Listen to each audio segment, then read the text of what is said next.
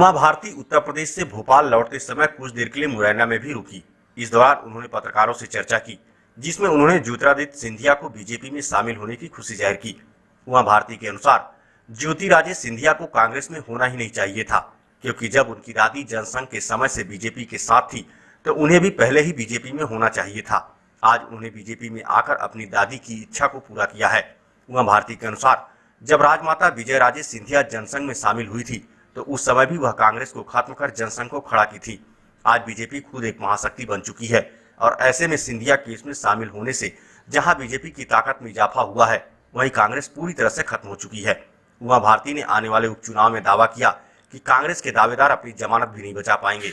सब चीजें जो है ना, आजकल क्या हो गया कि बहुत चीजें बहुत जल्दी प्रचारित हो जाती हैं, तो कई बार कई चीज़ों को प्रचारित करने के लिए भी लोग ऐसा काम करते हैं।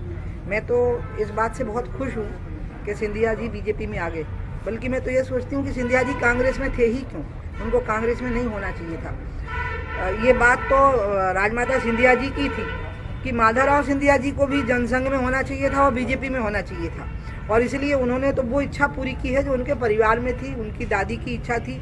और उनके पिताजी ने भी एक बार तो चुनाव लड़ा था, जनसंघ के समर्थन से ही चुनाव लड़ा था और चुनाव जीता था लोकसभा का।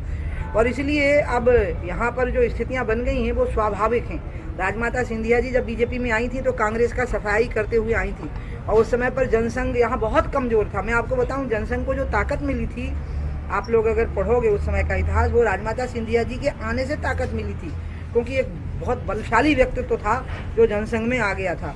अभी तो भारतीय जनता पार्टी की स्वयं की अपनी शक्ति है और उसमें ज्योतिरादित्य जी आ गए हैं, तो इससे हमारी शक्ति बढ़ेगी, लेकिन इससे कांग्रेस यहाँ पे अब खत्म हो गई। और मैं आपको अभी से घोषणा कर रही हूँ कि 24 सीटों में अधिकतर पर तो कांग्रेस की जमानत जब्त हो जाएगी। जीतने की बात तो अच्छा, आप देखिएगा इसको कि अधिकतर सीटों पर डिपॉजिट चला जाएगा कांग्रेस का, क्योंकि उनके पास कैंपेनर नहीं है, उनके प्रति सहानुभूति नहीं है, उनके कार्यकर्ताओं के मन में ही अपने नेताओं के प्रति सहानुभूति और श्रद्धा और सम्मान नहीं है। इसलिए ये सब चीज़ें पोस्टर वोस्टर इसका कोई मतलब नहीं होता। आज के ज़माने में मुख्य बात है कि आप अपने क्षेत्र की चिंता करते हैं कि नहीं, और अगर चिंता करते हैं तो चिंता करने के कई प्रकार होते हैं।